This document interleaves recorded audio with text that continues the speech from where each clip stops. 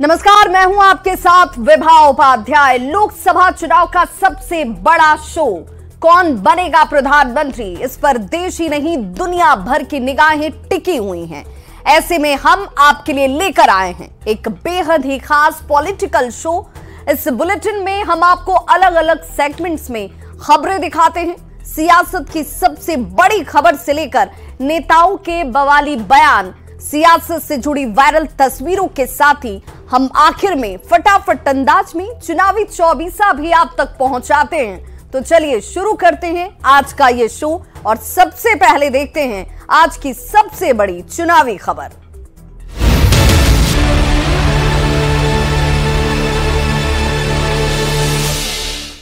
तो आरजेडी अध्यक्ष लालू प्रसाद ने पीएम नरेंद्र मोदी पर परिवार को लेकर निशाना साधा था, जिस पर प्रधानमंत्री नरेंद्र मोदी ने पलटवार किया और पीएम के समर्थन में बीजेपी के नेताओं ने सोशल मीडिया प्लेटफॉर्म एक्स पर अपना एक बायो जो है वो बदल लिया।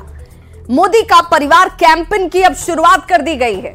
गृह मंत्री अमित शाह और बीजेपी अध्यक्ष जेपी नड्डा ने भी अपने नाम के सामने मोदी का परिवार लिख लिया है। सवाल है कि क्या लालू प्रसाद ने पीएम पर व्यक्तिगत हमला कर सेल्फ गोल कर लिया है? तुम्हारे पास परिवार नहीं है और तुम हिंदू भी नहीं है। 140 करोड़ देशवासी, यही मेरा परिवार है। 2024 की लड़ाई परिवार पर आई। पटना के गांधी मैदान में हुई जन विश्वास रैली में आरजेडी अध्यक्ष लालू प्रसाद ने पीएम मोदी के परिवार का जिक्र करते हुए विवादित टिप्पणी की। इसके बाद बिहार ही नहीं बल्कि पूरे देश में सियासी तूफान खड़ा हो गया। पहले लालू प्रसाद का बयान सुन लीजिए, जिस पर हंगामा मचा है। बोलता कि परिवारवाद है, परिवार के लिए लोग लड़ रहे हैं। तुम्हारे पास परिवार नहीं है और तुम्हारी माताजी जब, और तुम हिंदू भी नहीं है। लालू के बयान पर पीएम मोदी ने बिहार की राजधानी पटना से करीब 1150 किलोमीटर दूर तेलंगाना के आदिलाबाद से पलटवार किया। पीएम मोदी ने लालू के बहाने पूरी इंडिया अलायंस पर निशाना साधते हुए कहा कि इंडिया अलायंस के नेता सिर्फ अपने परिवार की सोचते हैं, लेकिन मोदी के लिए पूरा देश ही उनका परिवार है। तो इन लोगों ने बोलना शुरू कर दिया है कि मोदी का कोई परिवार नहीं है। अब तो कल ये कह देंगे कि तुम कभी जेल में, तुझे सजा नहीं हुई इसलिए तुम राजनीति में नहीं आ सकते, ये भी कह देंगे। पीएम मोदी पर लालू की तरफ से की गई टिप्पणी के विरोध में बीजेपी ने मुहिम छेड़ दी है। बीजेपी के तमाम बड़े नेताओं ने सोशल साइट एक्स पर अपना बायो बदल दिया है। गृह मंत्री अमित शाह से लेकर बीजेपी अध्यक्ष जेपी नड्डा तक ने अपने नाम के सामने मोदी का परिवार लिख दिया है। प्रधानमंत्री श्री नरेंद्र मोदी जी के ऊपर एक बार पुनः इस स्तर का, इस निचले और छिछले स्तर का शब्द प्रयोग किया गया है श्री लालू प्रसाद यादव जी के द्वारा, जो दुखद है। ओछे स्तर के हल्के बयान, नितांत व्यक्तिगत अपमानजनक बयान दिए गए हैं, उसकी भारत की राजनीति में मिसाल नहीं। 2019 के लोकसभा चुनाव के समय कांग्रेस नेता राहुल गांधी ने पीएम पर निशाना साधते हुए कई रैलियों में चौकीदार चोर है का नारा दिया था। इसके बाद बीजेपी ने मैं भी चौकीदार नाम से ऐसी मुहिम शुरू की कि पूरा चुनावी माहौल ही बदल गया। 2024 के लोकसभा चुनाव के पहले एक बार फिर वैसा ही माहौल दिख रहा है।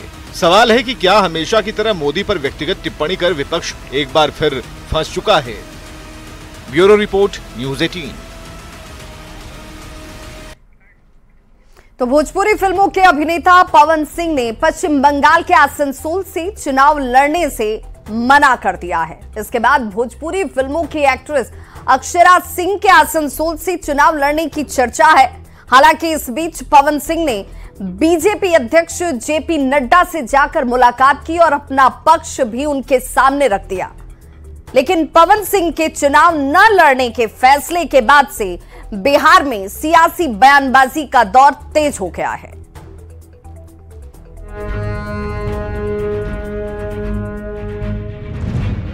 कुछ भी होगा हम आप लोगों से शेयर जरूर करेंगे। भोजपुरी फिल्मों के कलाकारों का सियासी प्रेम जगजाहिर है। भोजपुरी फिल्म इंडस्ट्री के कई बड़े सुपरस्टार राजनीति में काम कर रहे हैं, तो कई अपनी सियासी पारी शुरू करने की जुगत में लगे हैं। इस लिस्ट में पवन सिंह और अक्षरा सिंह का नाम भी शामिल है। लोकसभा चुनाव को लेकर शनिवार को आई बीजेपी की पहली लिस्ट में शामिल 195 उम्मीदवारों के नाम में भोजपुरी स्टार पवन सिंह का नाम भी शामिल था। पवन सिंह को बीजेपी ने पश्चिम बंगाल की आसनसोल सीट से उम्मीदवार बनाया, लेकिन 24 घंटे के अंदर ही पवन सिंह ने आसनसोल से चुनाव लड़ने से मना कर दिया। इसके बाद राजनीतिक बयानबाजियों का दौर तेज हो गया।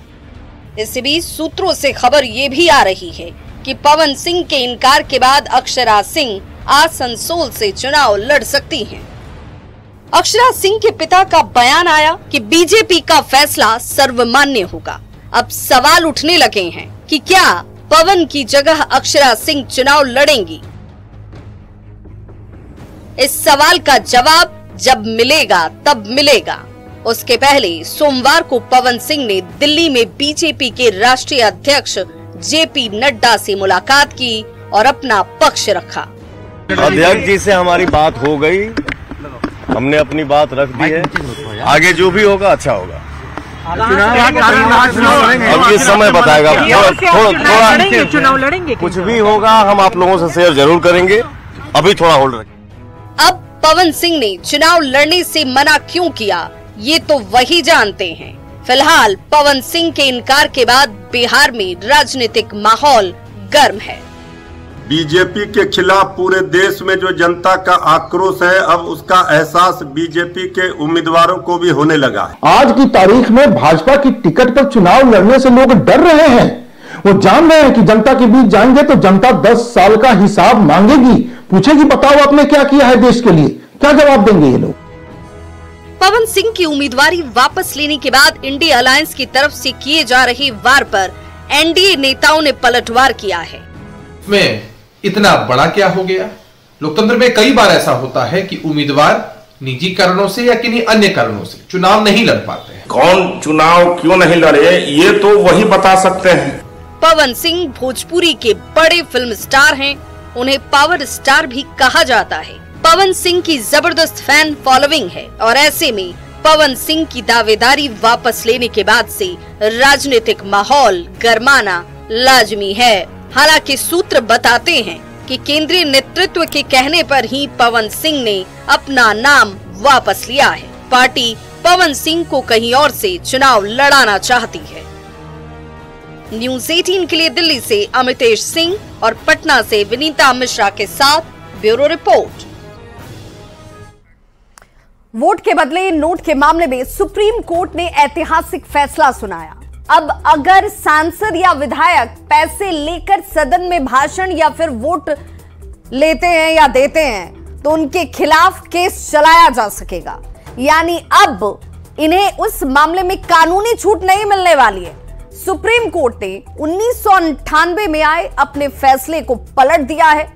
झारखंड मुक्ति मोर्चा के विधायक सीता सोरेन के मामले में कोर्ट ने 1998 में ये फैसला, जब फैसला आया उसी फैसले को कोर्ट की तरफ से आज बदला जाता है, पलटा जाता है।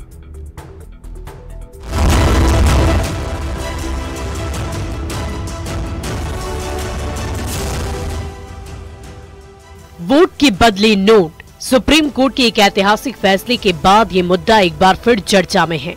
सुप्रीम कोर्ट ने वोट के बदले नोट मामले में बड़ा फैसला सुनाया है। अब अगर सांसद या विधायक पैसे लेकर सदन में भाषण या वोट देते हैं तो उनके खिलाफ केस चलाया जा सकेगा। यानी अब उन्हें इस मामले में कानूनी छूट नहीं मिलेगी। सुप्रीम कोर्ट के 7 जजों की संविधान पीठ ने बड़ा फैसला सुनाते हुए अपने पिछले फैसले को पलट दिया है। आपको बता दें कि 1998 के पीवी नरसिम्हा राव बनाम सीबीआई मामले में सुप्रीम कोर्ट की 5 जजों की संविधान पीठ ने 3-2 के बहुमत से तय किया था कि इस मुद्दे को लेकर जनप्रतिनिधियों पर मुकदमा नहीं चलाया जा सकता है। लेकिन सुप्रीम कोर्ट के ताजा फैसले के बाद अब सांसद या विधायक सदन में मतदान के लिए रिश्वत लेकर मुकदमे की कार्रवाई से नहीं बच सकते हैं। सीजीआई की अध्यक्षता वाली बेंच ने सहमति से दिए गए अहम फैसले से कहा है कि विधायिका की किसी सदस्य की तरफ से किए गए भ्रष्टाचार या रिश्वतखोरी सार्वजनिक जीवन में ईमानदारी को खत्म कर देती है।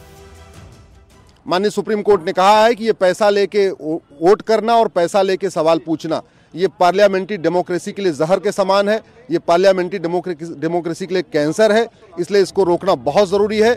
और आज स्पष्ट कर दिया है, अब किसी भी विधायक को या किसी भी सांसद को पैसा लेके पार्लियामेंट में कुछ भी करने पे कोई इम्यूनिटी नहीं होगी। प्रधानमंत्री नरेंद्र मोदी ने सुप्रीम कोर्ट के फैसले पर खुशी जाहिर की है। पीएम मोदी ने सोशल मीडिया साइट एक्स पर सुप्रीम कोर्ट के साथ फैसला सुनाने वाले जजों की तस्वीर को टैग करते हुए लिखा है, स्वागतम, सुप्रीम कोर्ट का एक महान निर्णय जो स्वच्छ राजनीति सुनिश्चित करेगा और सिस्टम में लोगों का विश्वास गहरा करेगा। अब ये जान लीजिए कि आखिर ये पूरा मामला है क्या। ये मामला जेएमएम के सांसदों के रिश्वत कांड पर आए आदेश से जुड़ा है, जिस पर सुप्रीम कोर्ट विचार कर रहा था। आरोप था कि सांसदों ने 1993 में नरसिम्हा राव सरकार को समर्थन देने के लिए नोट लिया था। उन्होंने कहा कि संविधान में उन्हें अभियोजन से छूट मिली हुई है। आपको बता दें कि सीता सोरेन पर आरोप था कि उन्होंने 2012 के झारखंड राज्यसभा चुनाव में एक खास प्रत्याशी को वोट देने के लिए रिश्वत ली थी। अब जबकि सुप्रीम कोर्ट की 7 जजों की संविधान पीठ ने 1998 के 5 जजों के बेंच के फैसले को पलट दिया है, इसके बाद अब अगर सांसद या विधायक पैसे लेकर सदन में भाषण या वोट देते हैं तो उनके खिलाफ केस चलाया जा सकेगा, यानी अब उन्हें इस मामले में कानूनी छूट नहीं मिलेगी। न्यूज 18 के लिए दिल्ली से सुशील पांडे और अनूप गुप्ता के साथ ब्यूरो रिपोर्ट। शो के सेगमेंट में अब देखते हैं बयान बवाली, नेताओं के वैसे बयान जिन पर मच गया है सियासी घमासान।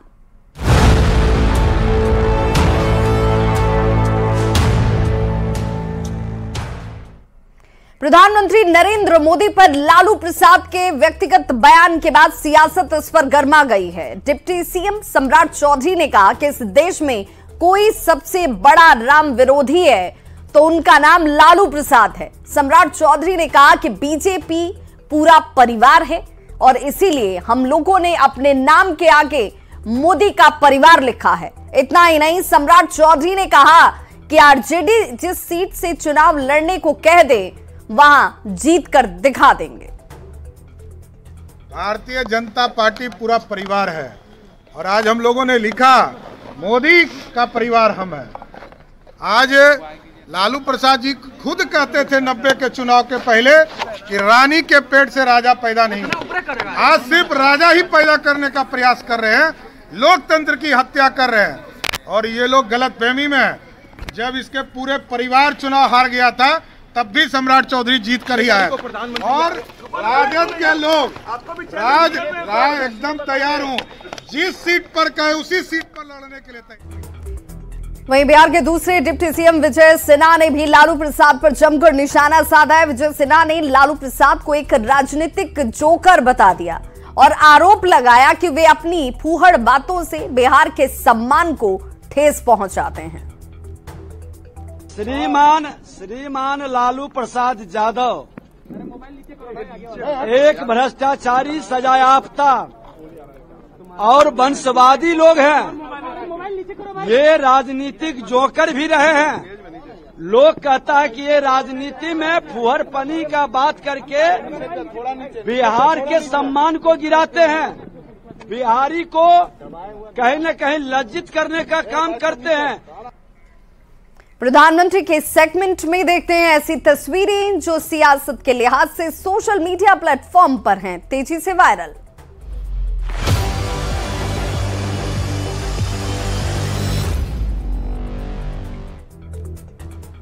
हेमंत सोरेन की गिरफ्तारी के बाद पहली बार उनकी पत्नी कल्पना सोरेन ने मंच से जनसभा को संबोधित किया। मौका था जेएमएम के स्थापना दिवस समारोह का। कल्पना सोरेन पति हेमंत सोरेन को याद कर मंच पर ही भावुक हो गईं। खुद को संभालते हुए कल्पना सोरेन ने पूरा भाषण दिया। कल्पना सोरेन के भावुक होते ही जेएमएम कार्यकर्ता नारेबाजी करने लगे। हेमंत सोरेन जिंदाबाद का नारा कार्यकर्ताओं ने लगाना शुरू कर दिया। आज का दिन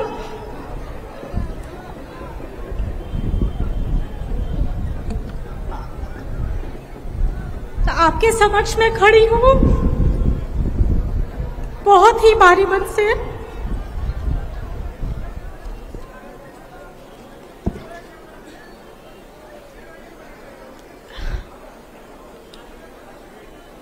एक पिता के रूप में मेरे ससुर जी आज उनकी आंसू के साथ मेरी सासू माँ जो बहुत ही बीमार वृद्ध हो चुकी हैं, वो भी बहुत आहत और परेशान हैं।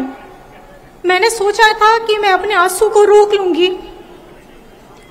लेकिन आप लोगों का रास्ते भर से प्यार देखकर, आपका स्नेह देखकर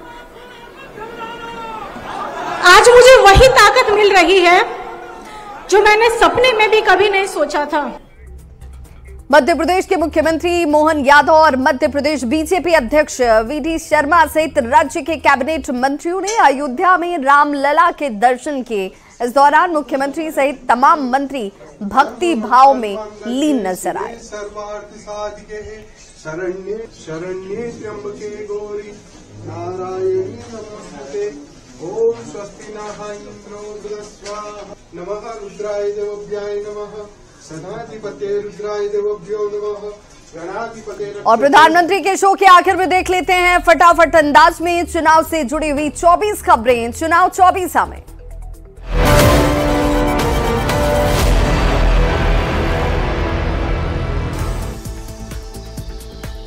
लालू यादव के परिवार नहीं होने वाले तंज पर पीएम मोदी का करारा जवाब। तेलंगाना की सभा में बोले पीएम, पूरा देश मेरा परिवार। बीजेपी नेताओं ने लालू प्रसाद के परिवार वाले तंज का दिया जवाब। बीजेपी अध्यक्ष समेत सभी नेताओं ने सोशल साइट एक्स पर अपने नाम के आगे लिखा मोदी का परिवार। लोकसभा चुनाव के ऐलान से पहले पीएम मोदी करेंगे राज्यों का तूफानी दौरा। 10 दिन में 12 राज्य और केंद्र शासित प्रदेश में करेंगे 29 जनसभाएं। 12 मार्च को जैसलमेर के दौरे पर जाएंगे पीएम मोदी। लोकसभा चुनाव को लेकर जनसभा को करेंगे संबोधित। विधान परिषद के लिए सीएम नीतीश कुमार मंगलवार को करेंगे नामांकन। बिहार विधान परिषद के कुल 11 सदस्य का कार्यकाल होने वाला है खत्म। पटना के ज्ञान भवन में बिहार क्लाइमेट एक्सचेंज कॉन्क्लेव का आयोजन। सीएम नीतीश ने 100 करोड़ रुपए की परियोजनाओं का किया शुभारंभ। जेडीयू की तरफ से प्रदेश कार्यालय के बाहर लगाए गए 2 बड़े पोस्टर के जरिए रोजगार मतलब नीतीश कुमार का दिया गया नारा। आसनसोल की उम्मीदवारी छोड़ने के बाद जेपी नड्डा से मिले पवन सिंह, कहा कि जो होगा अच्छा होगा। सदन में वोट के बदले नोट मामले में सुप्रीम कोर्ट का बड़ा फैसला। अब सांसद और विधायकों के खिलाफ भी होगी कानूनी कार्रवाई। झारखंड बीजेपी ने सुप्रीम कोर्ट के बड़े फैसले का किया स्वागत। बीजेपी प्रवक्ता प्रतुल शाहदेव ने कहा, इस फैसले से भ्रष्टाचार पर लगेगी लगाम। सुप्रीम कोर्ट के फैसले के बाद सीता सोरेन पर चल सकता है हॉर्स ट्रेडिंग का मुकदमा। राज्यसभा चुनाव में पैसा लेकर प्रत्याशी के पक्ष में वोट करने का है आरोप। गिरिडीह में जेएमएम के 51वें स्थापना दिवस समारोह में कल्पना सोरेन ने की राजनीतिक जीवन की शुरुआत। कहा, हेमंत सोरेन को जेल में डालने का मतलब हर आदिवासी के स्वाभिमान को जेल में डालना। जेएमएम स्थापना दिवस को लेकर कार्यकर्ताओं में उत्साह। गिरिडीह में समर्थकों ने कल्पना सोरेन का किया जोरदार स्वागत। चंपाई कैबिनेट में जल्द शामिल हो सकते हैं बैद्यनाथ राम। मुख्यमंत्री चंपाई सोरेन ने मंत्रिमंडल विस्तार के दिए संकेत। जनविश्वास रैली को मंत्री सत्यानंद भोक्ता ने बताया सफल। केंद्र सरकार पर मनमाने तरीके से काम करने का लगाया आरोप। आरजेडी सुप्रीमो लालू प्रसाद पर डिप्टी सीएम सम्राट चौधरी ने बोला हमला। कहा, जनविश्वास रैली में लालू प्रसाद नहीं माले के लोग थे मौजूद। महागठबंधन की हुई रैली पर बीजेपी के राष्ट्रीय प्रवक्ता सैयद शाहनवाज हुसैन का बयान। कहा, रैली से जनता पर नहीं पड़ेगा कोई असर। आजसू के पास ही रहेगी गिरिडीह लोकसभा सीट। पार्टी प्रमुख सुदेश महतो ने दिए संकेत, कहा 2-3 दिनों में उम्मीदवार का होगा ऐलान। लालू प्रसाद के पीएम मोदी को गैर हिंदू बताने पर जेडीयू नेता संजय झा का पलटवार, कहा नरेंद्र मोदी सुपर हिंदू हैं, उन्हें लालू प्रसाद से सर्टिफिकेट की नहीं है जरूरत। भोजपुरी एक्ट्रेस और सिंगर अक्षरा सिंह लड़ सकती है लोकसभा का चुनाव। आसनसोल सीट से बीजेपी बना सकती है उम्मीदवार। लोकसभा चुनाव को लेकर गुमला में कांग्रेस नेताओं ने तेज की तैयारी। मंगलवार को झारखंड कांग्रेस प्रभारी गुलाम अहमद मीर करेंगे बैठक। सीतामढ़ी के डुमरा में बीजेपी नेताओं ने लोकसभा चुनाव को लेकर की बैठक। बूथ स्तर तक कार्यकर्ताओं को एकजुट होने का दिया संदेश। पटना बीजेपी कार्यालय में नारी शक्ति वंदन कार्यक्रम। बड़ी संख्या में महिला कार्यकर्ताओं के साथ छात्राओं ने लिया हिस्सा। राज्यसभा सांसद संजय कुमार झा का मधुबनी में जोरदार स्वागत। जेडीयू कार्यकर्ताओं ने मखाने की माला पहनाकर किया सम्मानित।